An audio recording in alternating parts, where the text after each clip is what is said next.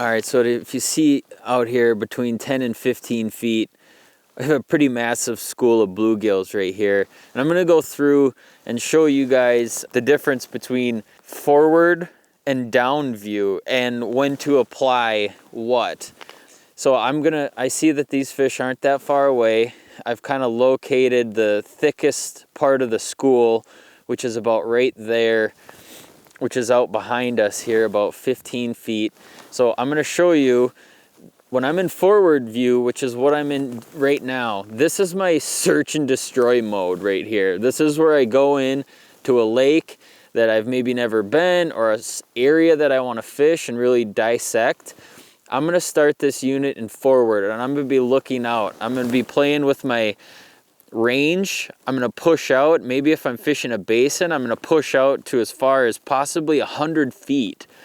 Today I'm gonna tighten that up a little bit because I've located the fish, but I'm gonna go pop a hole right here into a very thick concentrated school of fish, and I'll show you what the difference is between forward and down view.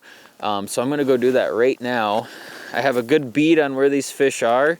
Again, this is in forward.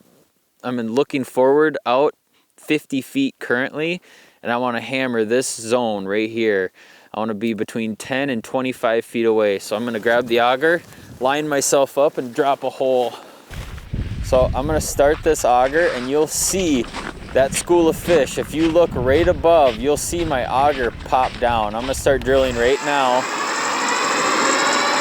I'll kind of give you an idea as to when I get close to punching through the ice. I'm watching those fish. Right there, I just popped through.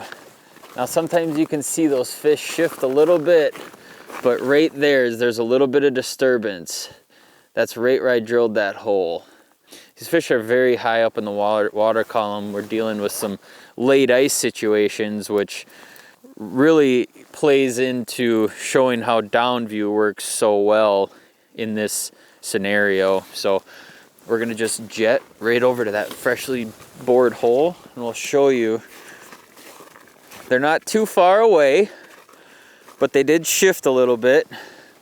So now that I've honed in on these panfish, I'm gonna go into my menu. I'm gonna do sonar setup, installation, orientation, and I wanna go down, and that's gonna change the whole look of everything. Now I'm looking straight down, but I'm looking out 5 feet to my right and left, depending on which way I have my transducer pointed.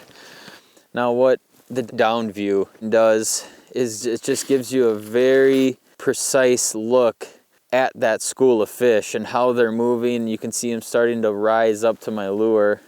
I'm gonna zoom in one more time and really amplify my jig and the fish. Anytime you zoom in and make that picture bigger, really magnifies any fish movement and your bait movement also. So you can tell when a fish is just breathing on your lure. So the biggest thing for me with the difference between using forward view and down view, forward view lets me look and pan out 360 degrees anywhere from 50 feet to 100 feet around me. That's where I kind of feel that's my sweet spots personally. When I'm looking for panfish, once I get any further than that, I just don't feel as confident. I'll just pick up, walk over, drill a hole, and really dissect an area. But once I found that school of fish and I want to get over, when I drill on them and I sit on them, then is when you flip.